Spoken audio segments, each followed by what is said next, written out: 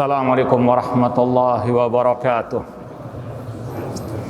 Innal hamdalillah nahmaduhu wa nasta'inuhu wa nastaghfiruh wa na'udzu billahi min syururi anfusina wa min sayyiati a'malina. Man yahdihillahu fala mudhillalah wa man yudlil fala hadiyalah. Asyhadu an la ilaha illallah wahdahu la syarikalah wa ashhadu anna Muhammadan abduhu wa rasuluh. Ya ayyuhalladzina amanu taqullaha haqqa tuqatih wa la tamutunna illa wa antum muslimun. Ya ayyuhan nasu taqu rabbakumul ladzi khalaqakum min nafsin wahidah wa khalaqa minha zawjaha wa batha minhuma rijalan katsiran wa nisaa wattaqullaha alladzi tasaaluna bihi wal arham innallaha kana 'alaikum raqibah.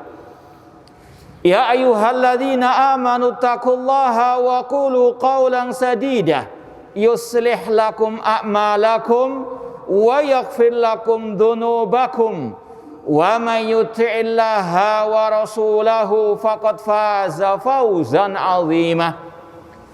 Amma ba'd, fa inna asdaqal hadits kitabullah wa khairal hadi hadyu Muhammadin sallallahu alaihi wasallam wa syarrul umuri muhdatsatuha wa kullu muhdatsatin bid'ah wa kullu bid'atin dhalalah wa kullu dhalalatin finnar. Ma'asal muslimin, ikhwani fillah wa akhwati, bapak-bapak, ibu-ibu, saudara-saudariku rahimani wa rahimakumullah.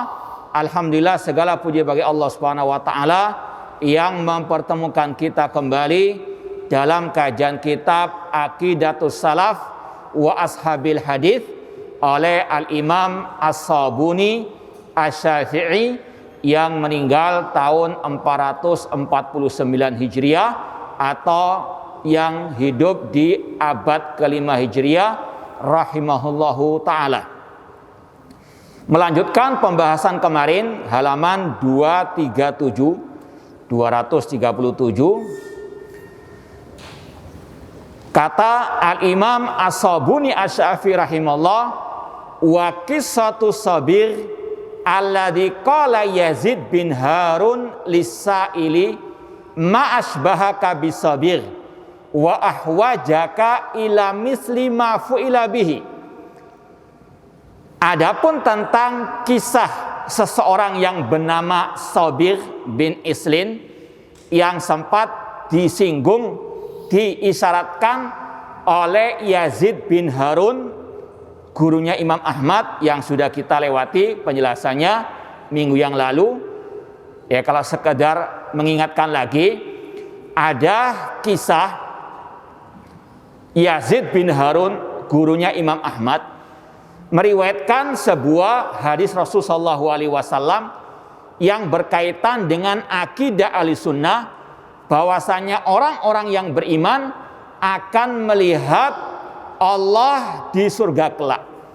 Innakum satarawna rabbakum kama tarawnal qamara lailatal badri la tudhamuna fi ru'yatihi. Dan riwayat Rasul mengatakan, sesungguhnya kalian akan melihat kepada Rabb kalian pada hari kiamat, yaitu di surga, sebagaimana kalian melihat rembulan di kala purnama. Kalian tidak berdesak-desakan. Pada saat itu ada seseorang yang istilah kita nyinyiri hadis tersebut dengan mengatakan, ya Aba Khalid, kunyahnya Yazid bin Harun, ya Aba Khalid, ma ma'na hadzal hadis? Apa di sini?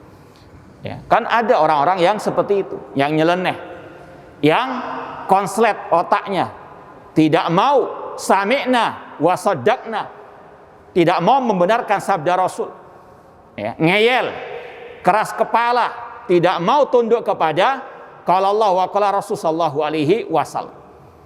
Yazid bin Harun ketika mendengar orang itu nyinyiri hadis Rasul, nyinyiri akidah Rasul, maka beliau pun ghadiba, marah, ya, seraya mengatakan tadi, alangkah miripnya engkau dengan seseorang yang bernama sabir, dan alangkah butuhnya dirimu untuk dihukum sebagaimana sabir.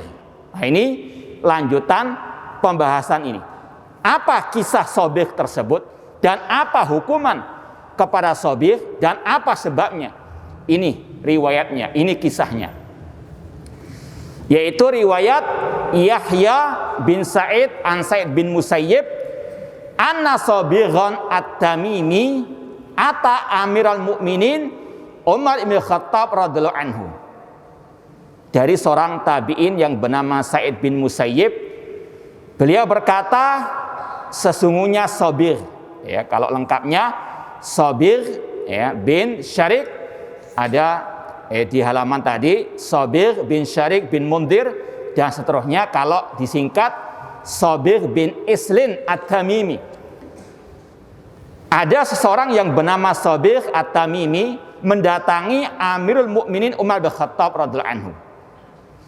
Seraya berkata, ya Amiral Mukminin, akhbirni an wadhariyati dzarwah.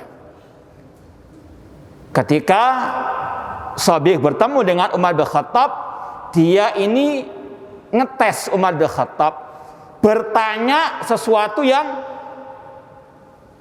mutasyabihat, yang samar-samar, atau memang cari syubhat atau menyebarkan syubhat. Itu intinya. Ya. Orang ini ahli syubhat. Orang ini suka menyebarkan syubhat, yang bernama Sabir tadi. Bertanya tapi bukan untuk mencari ilmu, bukan mencari kebenaran. Ngetes ataupun membuat syubhat. Ya. Dia bertanya, apa makna wadhariyati dzarwah? Dalam surat Az-Zariyat, Umar bin Khattab menjawab, hiya riyah. Az-Zariyat artinya angin. Kemudian beliau Umar bin Khattab mengatakan, walaula anni sami'tu Rasul sallallahu alaihi wasallam yaqulu ma qultuhu. Seandainya aku tidak mendengar Rasul mengatakan demikian, aku tidak mau mengatakannya. Ini pelajaran yang luar biasa dari Al-Khalifatur Rasyid Umar bin Khattab. Dalam urusan agama jangan asbun. Jangan berbicara urusan agama kecuali dengan dalil. Apalagi masalah tafsir Al-Quran. Harus sesuai dengan qala Allah wa qala Rasul wa qala as-sahabah. Umar bin Khattab mengatakan ketika ditanya Az-Zariyat artinya Arya, beliau mengatakan ini aku dengar dari Rasul sallallahu alaihi wasallam. Ini mengingatkan kita kepada ucapan beliau juga tentang masalah mencium Hajar Aswad. Kata beliau, wallahi inni la a'lamu annaka hajar la tanfa wa la tadur. Demi Allah, aku tahu engkau ini batu biasa. Seandainya aku tidak melihat Rasul menciummu, aku tidak akan mencium. Ya, anak ulangi lagi, Umar bin Khattab mengatakan ketika mencium Hajar Aswad, demi Allah, aku tahu engkau ini batu biasa, tidak bisa mendatangkan manfaat ataupun madarat. Laula anni ra'aitu Rasul sallallahu alaihi wasallam yuqabbiluka ma qabbaltuka. Seandainya aku tidak melihat Rasul mencium, aku tidak akan mencium. Inilah ittiba. Dan kita sudah sampaikan pertemuan yang lalu bagaimana keutamaan ittiba kepada Rasul SAW. Keselamatan fid dunya wal akhirah, kemuliaan, kejayaan umat itu dengan ittiba. Ya, salah satunya yang dicontohkan oleh Umar bin Khattab. Dan ini pula rahasia beliau mengalahkan dua negara dikuasa, Romawi dan Persia. Karena apa? Ittiba kepada ajaran Rasul. Dalam masalah al-amaliyah, mencium Hajar Aswad, beliau sampaikan kepada kita, beliau tidak mencium Hajar Aswad kecuali karena ittiba, mengikuti ajaran Rasul. Bukan ngalah berkah kepada batu tersebut, ya, Hajar Aswad tersebut, tidak, namun ittiba. Demikian pula di sini, beliau tidak mau berbicara urusan agama, mentafsirkan Al-Quran kecuali mengikuti apa yang Rasul ajarkan. Dan ini juga yang diucapkan oleh Al-Khalifatur Rasyid Abu Bakar As-Siddiq radhiyallahu anhu. Beliau mengatakan seperti yang sudah pernah kita lewati, ayu ardin tukilluni wa ayu sama'in tudhilluni idza qultu fi kitabillahi ma la a'lamu. Bumi mana yang akan ya, istilahnya memikul diriku. Langit mana yang akan menaungi diriku jika aku berbicara tentang Al-Quran yang tidak aku ketahui ilmunya. Ini sekali lagi pelajaran untuk kita semuanya. Jangan asbun berbicara urusan agama kecuali bidalil, kecuali dengan al-ilmu. Al-ilmu qabla al-qawli wal amal, ya. Kemudian Sabir bertanya lagi, tapi sekali lagi pertanyaannya ini bukan sekedar tanya, bukan untuk mencari ilmu atau kebenaran, tidak. Tapi memang wataknya suka menimbulkan syubhat, membuat kerancuan dalam agama. Dia bertanya lagi, fa akhbirni an fal hamilati wiqra. Beritahukan aku tentang apa arti al hamilati wiqra. Umar menjawab, hiya sahab, al-arti al-hamilat adalah awan. Walau la anni sami'tu Rasulullah SAW yaqulu ma qultu. Beliau tegaskan lagi, seandainya aku tidak mendengar Rasul mengatakan demikian, aku tidak mau mengatakannya. Ittiba, ya. Sabiq bertanya lagi, fa akhbirni an fal muqassimati amra. Apa arti al-muqassimati amra? Beliau menjawab al-malaika. Al-muqassimat artinya al-malaika. Beliau tegaskan lagi, laula anni sami'tu Rasul sallallahu yaqulu ma qultuhu. Seandainya aku tidak mendengar Rasul mengatakan demikian, aku tidak mau mengatakan. Ini luar biasa pelajaran sekali lagi bagi kita semuanya. Terutama yang suka main medsos, hati-hati. Jangan asal share, jangan asal nerima begitu saja kabar berita ataupun ilmu kecuali yang didasari oleh qala Allah wa qala Rasul wa qala as-sahabah. Ya, ini sekali lagi yang ditekankan, ditegaskan oleh Imam Khattab, jangan berbicara masalah agama kecuali bidalil. Padahal beliau manusia terbaik setelah Rasul dan setelah Abu Bakar As-Siddiq. Namun beliau tidak mau berbicara tentang tafsir Al-Quran, tentang agama Allah kecuali dengan dalil dari Rasulullah SAW. Dan ini semuanya menunjukkan para sahabat mereka belajar betul-betul Al-Quran kepada Rasulullah SAW dengan detailnya, perinciannya, sebagaimana dikatakan oleh Abu Abdurrahman As-Sulami. Para sahabat mereka belajar Al-Quran 10 ayat 10 ayat 10 ayat selesai, dipahami betul, diamalkan, baru mereka pindah kepada ayat berikutnya, ya. Ini sekali lagi menunjukkan mereka ahli Al-Quran. Kemudian kata beliau, walaula anni sami'tu Rasulullah yaqulu ma qultu. Masih tanya lagi Sabir, ya. Fa akhbirni an fal jariyati yusra. Apa arti al jariyat? Qala hiya sufun. Umar bin Khattab mengatakan itu adalah kapal ataupun perahu, ya. Masih sabar beliau. Sampai beliau mengatakan lagi, laula anni sami'tu Rasulullah yaqulu ma qultu. Seandainya Rasul tidak mengatakan demikian, tidak mentafsirkan demikian, aku tidak akan mengatakannya.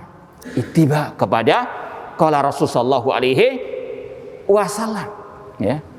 Dan para sahabat sekali lagi mereka betul-betul menimba ilmu dari Rasul, memahami Islam yang murni, yang bersih tanpa ada kotoran, dan mereka pun mengamalkannya serta mendakwahkannya.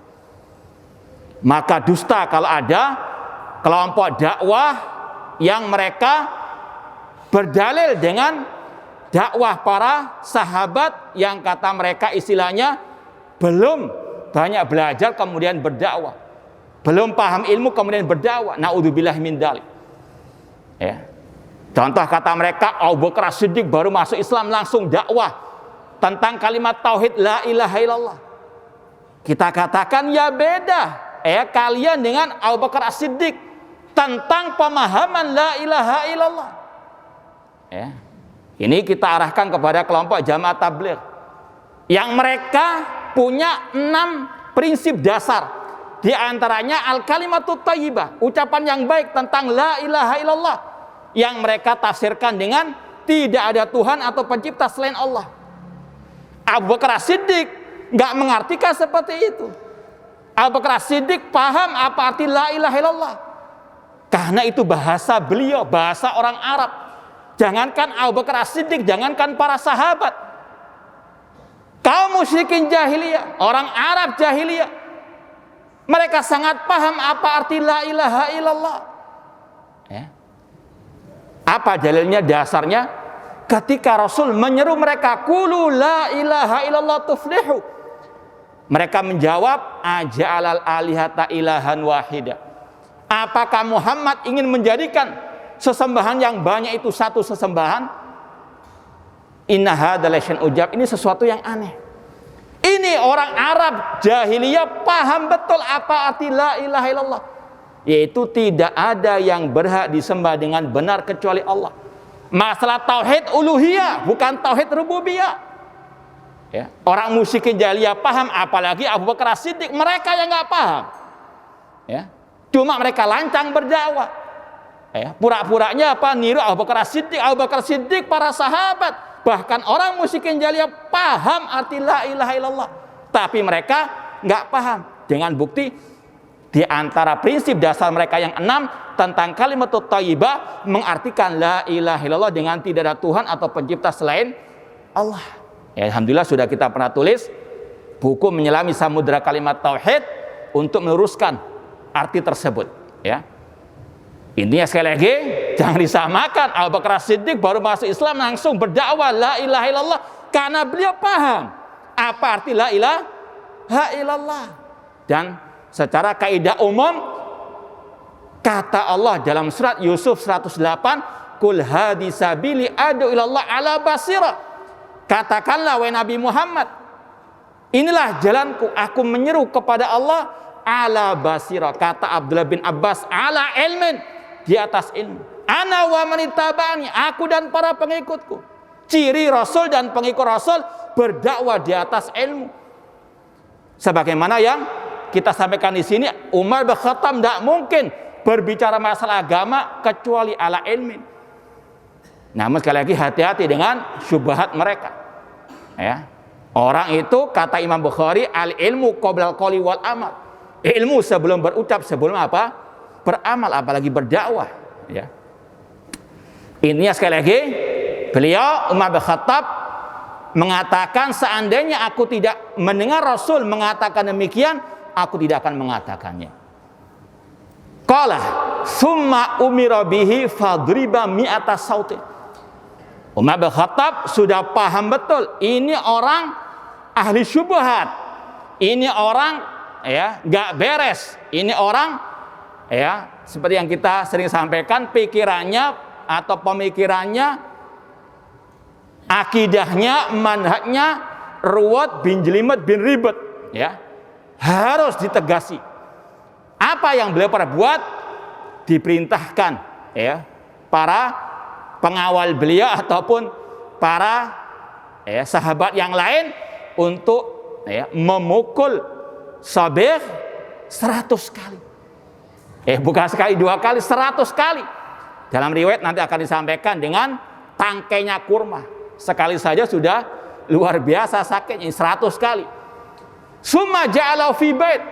Kemudian diasingkan di rumahnya. Nggak boleh kemana-mana. Ya, diasingkan. Hatta idza bara'a da'abihi, sampai sudah sembuh. Apakah dilepas, dibebaskan? Tidak, dipukul lagi 100 kali. Ya, ini alaikum bisunnati wa sunnatil khulafa rasyidin. Ini sanksi bagi orang-orang yang suka menyebarkan syubhat. Bukan malah dilus kepalanya, enggak. Ya mungkin dilus tapi setelah itu ya ini Umar bin Khattab. Ya.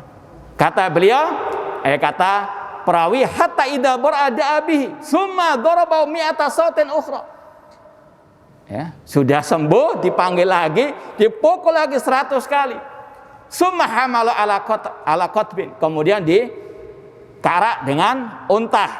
Wa kataba ila Abi Musa al-Asy'ari an harrim alai mujalasatan nas.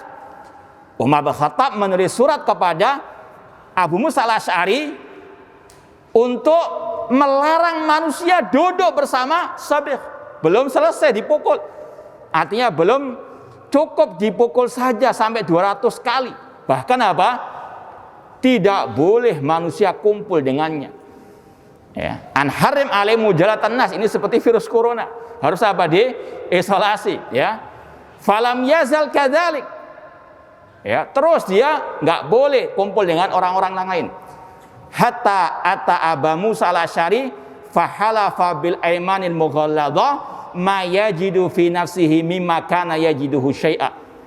Sampai Abu Musa al-Asy'ari yang mengawasi Sabih pada waktu itu bersumpah dengan sumpah yang sangat tegas bahwasanya Sabih sudah taubat, sudah bersih dari syubhat-syubhatnya, ya. Fakataba ila Umar yukhbiruhu. Beliau pun menulis surat kepada Umar bin Khattab mengabarkan tentang keadaan Sabih. Fakataba ilaihi ma ikhaluhu illa qad sadaq. Tidaklah Sabih kecuali dia telah jujur dalam taubatnya. Khali bainahu wa baina mujalatin nas. Maka Umar bin Khattab pun menyuruh Abu Musa al-Asy'ari untuk membebaskan dia berkumpul dengan manusia yang lain. Ya, ini riwayat yang pertama. Kita baca riwayat berikutnya, insya Allah nanti di akhir akan kita sampaikan beberapa pelajaran penting tentang hal ini. Riwayat yang kedua, warawah Hammad bin Zaid an Qatan bin Ka'ab sami'tu rajulan min bani Ijlin yuqallahu fulan Khalid bin Zur'ah yuhadits an abihi qala ra'aitu Sabih bin Islin bil Basrah. Ya, ada seseorang yang bernama Khalid bin Zur'ah menceritakan dari ayahnya bahwasanya ayahnya berkata, aku pernah melihat Sabih bin Islin di kota Basrah, Irak. Ka'annahu ba'irun ajrab. Dia itu perumpamaannya seperti unta yang terkena penyakit kusta. Kenapa demikian? Karena dia apa? Dijauhi oleh manusia, ya. Yaji'u ilal hilaq. Dia pernah datang ke suatu majelis. Fakullama jalasa ila qaumin la yarifunahu nadahum ahlul halqatil ukhra azmata amril mu'minin.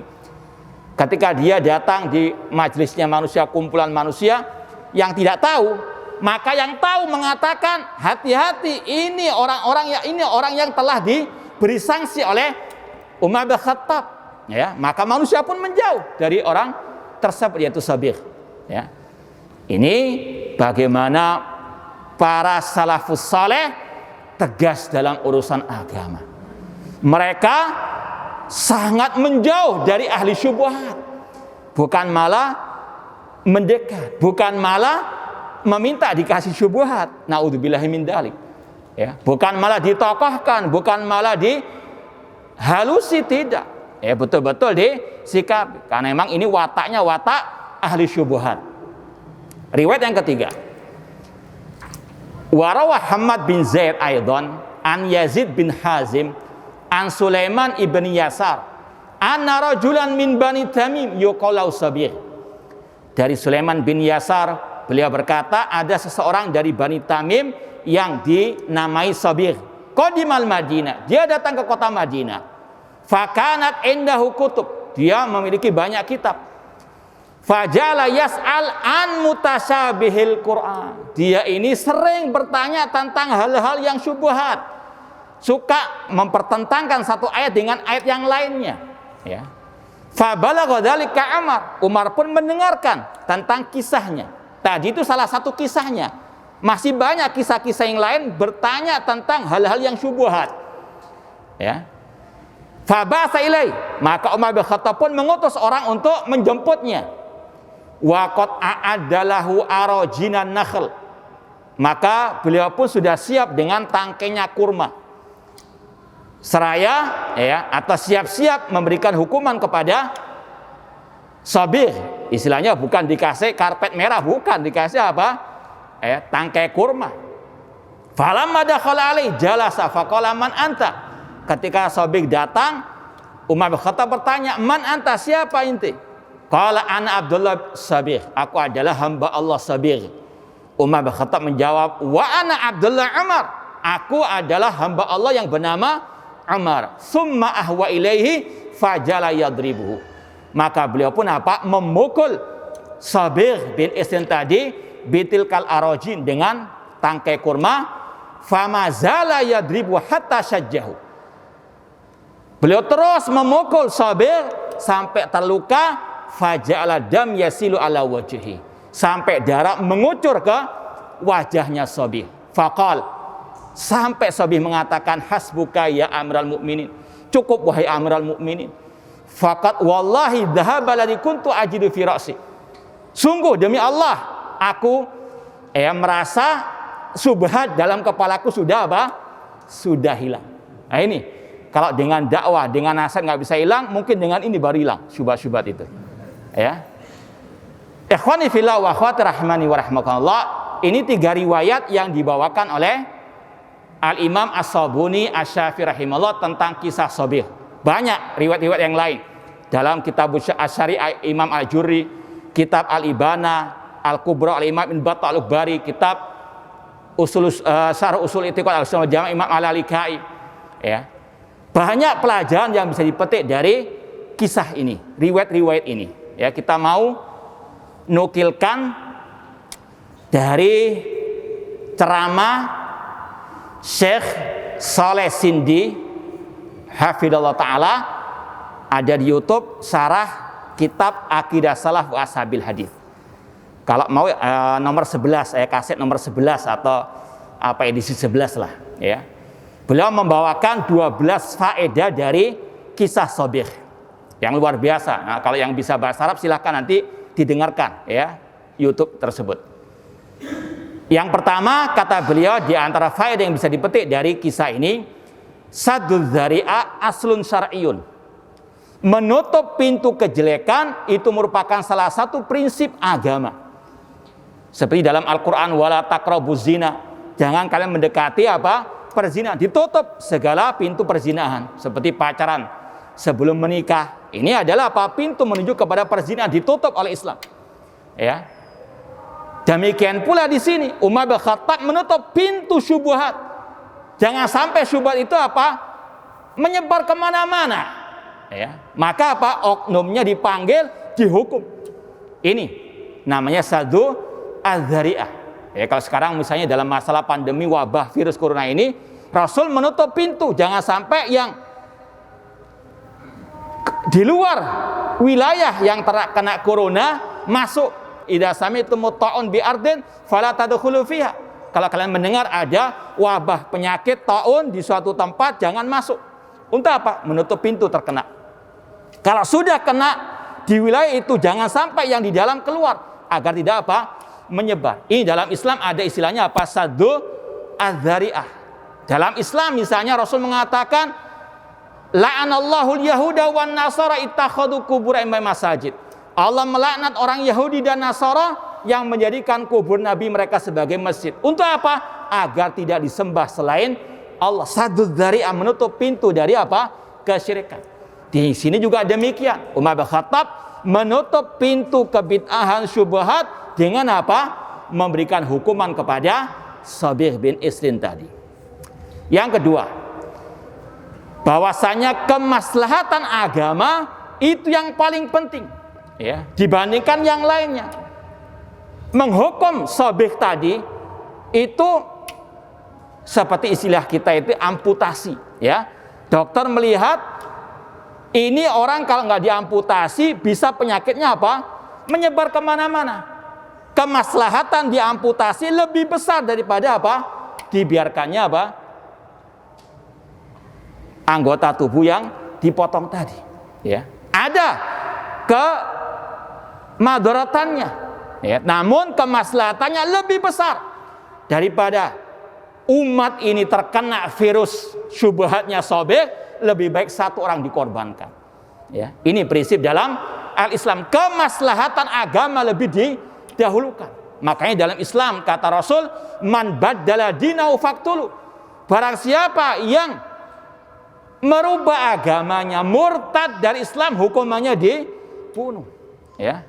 Ini Umar bin Khattab melihat orang ini harus apa? Dihukum seberat-beratnya. Kenapa? Untuk menjaga agama. Kalau kita bahas lagi, dalam Islam ada istilah al-masalih al-khamsah, 5 kemaslahatan yang dijaga. Islam menjaga agama, makanya yang murtad dibunuh. Siapa yang membunuh? Pemimpin kaum muslimin tentunya. Menjaga jiwa, menjaga harta, menjaga kehormatan. Ini semuanya dijaga oleh Islam. Yang paling penting menjaga apa? Agama. Makanya dulu khulafa salaf, para ulama salaf tegas menjaga agama. Yang menyebar syubhat diberikan apa? Sanksi yang berat. Ya, itu yang kedua. Yang ketiga, bahwasanya agama ini tidak boleh dijadikan apa? Permainan atau senda gurau. Tidak boleh sembarang orang berbicara masalah agama seperti tadi. Kelompok dakwah yang menyuruh anak buahnya, dakwah seluruh penjuru dunia tanpa ilmu. Naudzubillah min dzalik. Ilmu qabla qauli wal amal. Agama harus dijaga. Ya.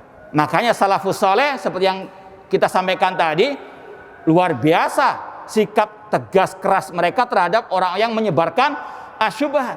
Apalagi Umar bin Abdul Aziz mengatakan, man abadallah bighairi ilmin kana ma yufsidu aktsar mimma yuslih. Barang siapa yang beribadah kepada Allah, berdakwah tanpa ilmu misalnya, maka lebih banyak merusak daripada apa? Memperbaiki. Ya.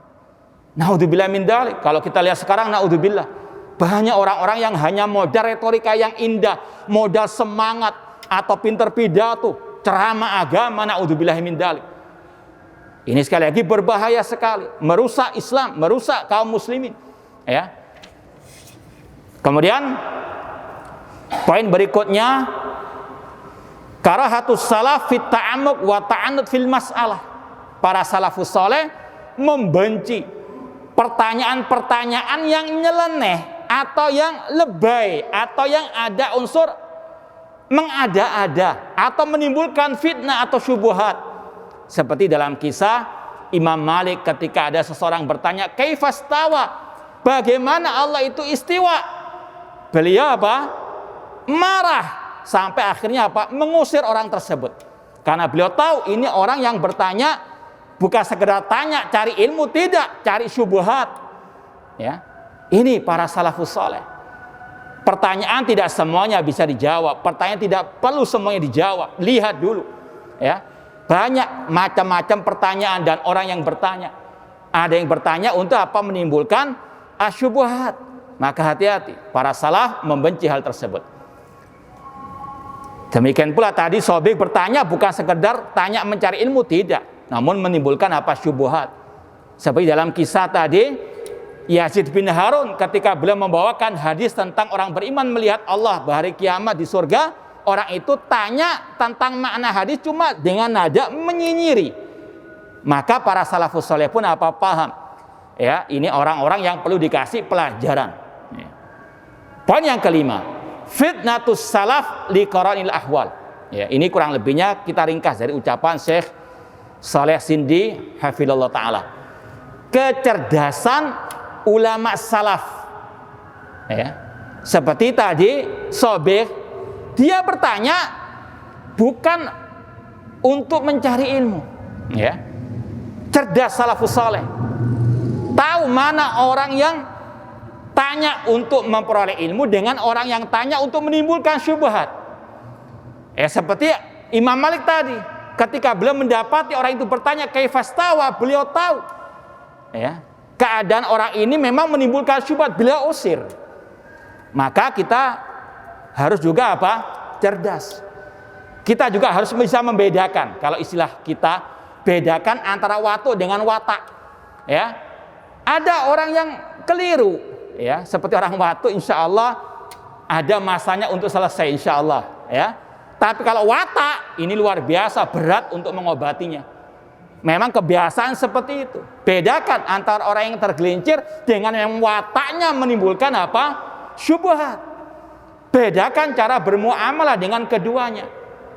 Ya, ini kata Syekh, kecerdasan salaf. Bisa memilah dan memilih mana yang itu tergelincir, yang awam, yang jahil, dengan orang yang jahil murakab atau yang suka menimbulkan syubhat. Yang keenam, ahlul ahwa yastatiruna bil ghawamid. Ahlul bidah, ahlul ahwa, orang yang tersesat atau yang sesat menyesatkan, mereka ini suka bersembunyi di balik hal-hal yang samar-samar, ya. Ucapan-ucapannya itu kadang di satu sisi ada haknya, di satu sisinya ada apa? Batilnya.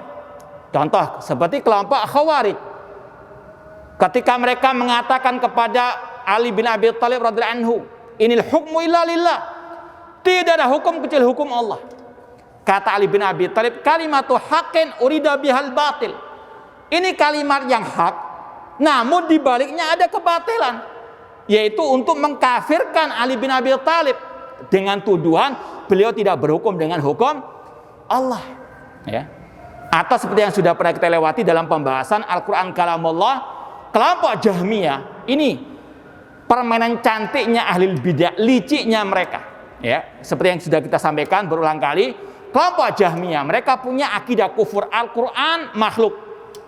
Ahlu sunnah ulama salaf tidak pernah diam membantah habis-habisan Al-Qur'an kalamullah. Man qala Al-Qur'an makhluk faqad kafar. Al-Qur'an kalamullah. Barang siapa mengatakan Al-Qur'an makhluk, dia kafir. Seperti yang diucapkan Imam Syafi'i, Imam Ahmad dan yang lainnya. Kelompok Jahmiyah mereka apa? Tidak berani lagi untuk menyampaikan akidah tersebut. Pada waktu itu mereka cari apa?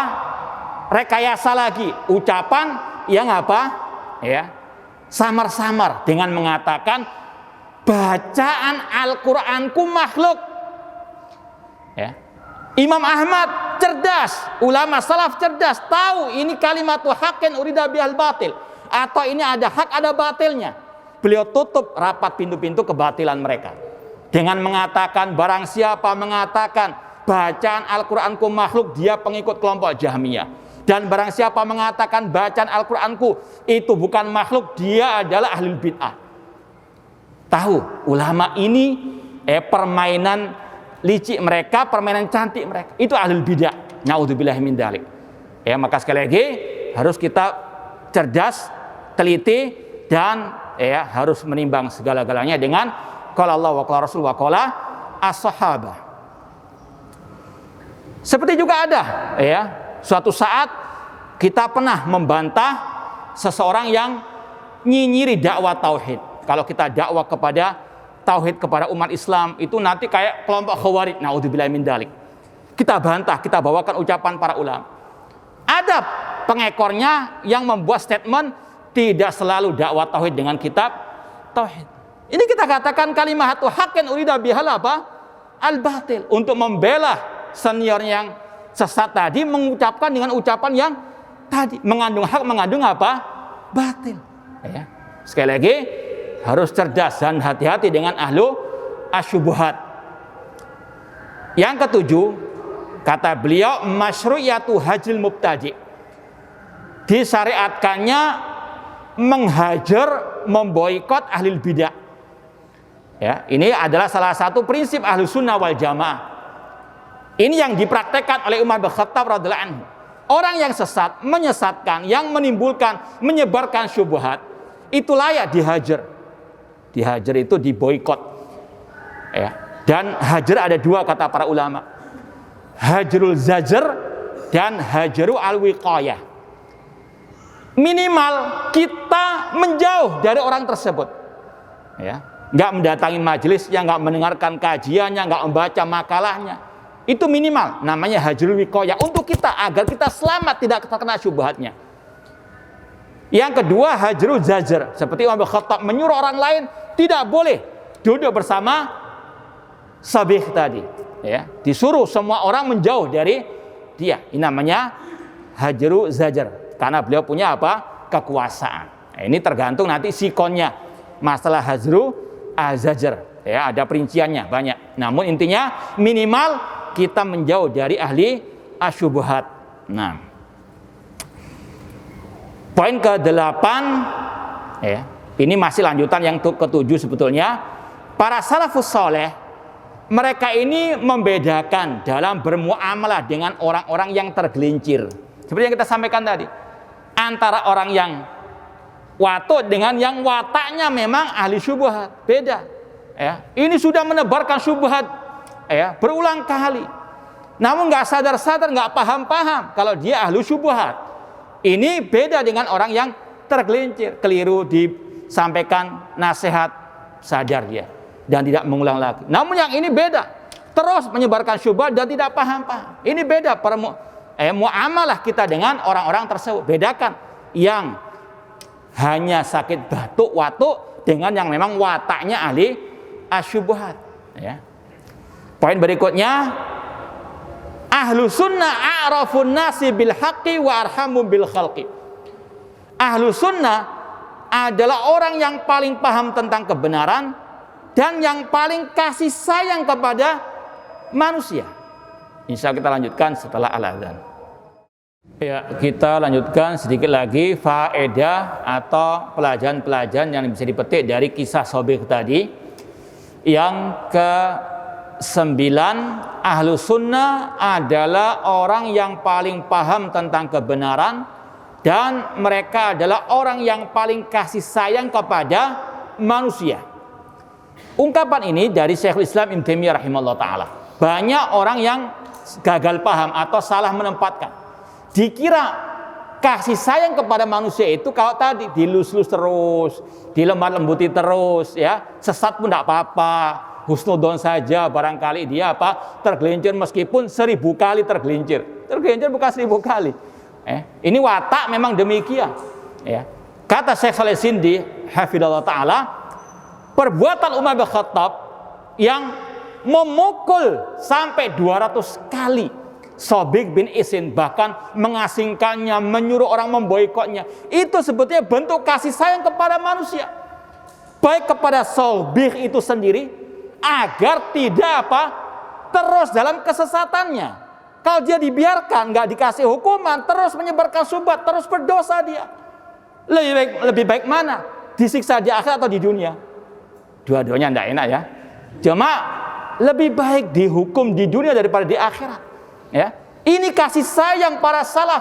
Meskipun kelihatannya keras, radikal, tapi justru ini kasih sayang kepada manusia, baik dari yang oknum itu sendiri, daripada terus dosa menyebarkan syubhat-syubhat, dikasih hukuman keras, atau paling tidak dibantah meskipun dengan ucapan keras. Itu justru bentuk kasih sayang. Justru yang membiarkan, membela kesesatan, ini yang nggak kasih kasih sayang, cuma kasih duit terus. Semakin sesat, semakin bawa syubhat, semakin dia tokohkan ataupun diluluhkan, naudzubillah min dzalik, justru ini yang menjerumuskan kepada kesesatan. Seperti anak, kata Rasul, kalau dia sudah 10 tahun tidak sholat, pukul. Itu bentuk kasih sayang, bukan malah dibiarkan. Ya. Demikian pula dari sisi agar yang lain tidak tersesat. Ini kasih sayang Umar bin Khattab kepada manusia. Ini kasih sayang ulama salaf meskipun mereka membantah dengan keras alil bidah demi manusia. Demi mereka tidak tersesat. Ya, sekali lagi jangan disalahpahami ucapan tadi. Ahlus sunnah orang yang paling kasih sayang. Kasih sayang itu tidak harus dengan kelemah lembutan. Nanti akan ditegaskan lagi oleh beliau. Poin ke-10, ini lanjutan dari tadi. Kata Syekh Saleh As-Sindi, al-hikmatu laisat daiman billin. Kata-kata hikmah, bijaksana, itu tidak selalu dengan lemah lembut. Ini banyak orang yang gagal paham. Dikira kalau hikmah itu harus terus lemah lembut. Salah pun dilemah lembuti, salah pun terus-terusan dikasih sayangi, tidak. Dalam artian dibiarkan, bahkan dibela, tidak. Bahkan beliau dengan keras menghukum Sobih tadi. Ini bentuk hikmah. Apa itu hikmah sebetulnya? Wada'u syai' fi maudhi'i. Hikmah itu artinya meletakkan sesuatu pada tempatnya. Seperti yang kita sampaikan tadi, kalau orang itu jahil, nggak paham, diberi nasihat, diberikan ilmu yang benar, dilemah lembuti, tidak ada masalah. Seperti Rasul dahulu ketika ada orang Arab Badui kencing di masjid, dilemah lembuti, ya.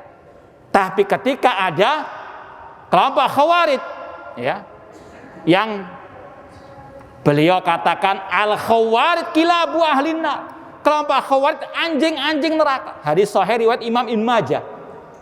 Itu keras atau lembut? Rasul mengatakan kelompok Khawarij anjing-anjing neraka. Ini keras pada tempatnya. Rasul lembut pada tempatnya. Ini namanya hikmah. bukan terus-menerus lemah lembut. Ya, jadi sekali lagi jangan gagal paham. Yang ke-11, kalau ada ahlul bid'ah, orang yang sesat, menyesatkan, bertobat dan betul-betul murni taubatnya, ya diterima. Ya, adapun ucapan salaf atau ucapan Rasulullah SAW, ahlul bid'ah itu enggak bertobat atau ditutup pintu bid'ah, itu secara umum. Namun ada person-person yang apa? Dari mereka yang bertobat, seperti Sabir bin Islim. Betul-betul dia tobat, diterima tobatnya oleh Umar bin Khattab. Bahkan ini salah satu hasil Umar bin Khattab mencambuk Sabir dalam riwayat ketika muncul kelompok Khawarij di zaman Ali bin Abi Thalib. Dia pun mengatakan atau diminta untuk ikut kelompok Khawarij. Ya, dalam suatu riwayat Sabir bin Islim diprovokasi ikut pengikut Khawarij, memberontak kepada Ali bin Abi Thalib. Apa kata beliau? Laqad nafa'ani Allah mau'izatil abdi saleh. Sungguh Allah memberikan manfaat kepadaku dengan wejangan hamba Allah yang saleh. Yaitu siapa? Umar bin Khattab.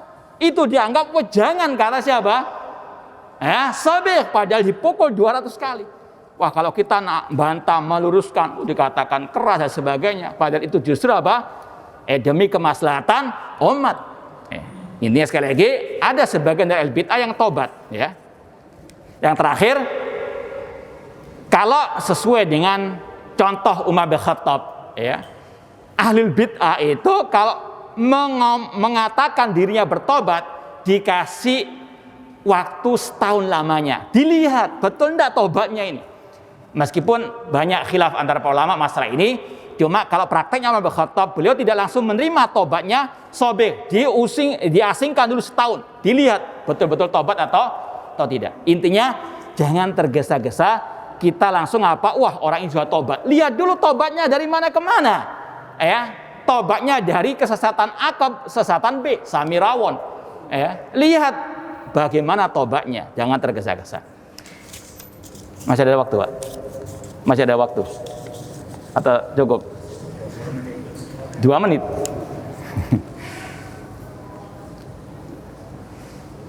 Apakah Sabir termasuk dalam kategori sahabat Nabi? Bukan. Bukan termasuk sahabat Nabi SAW.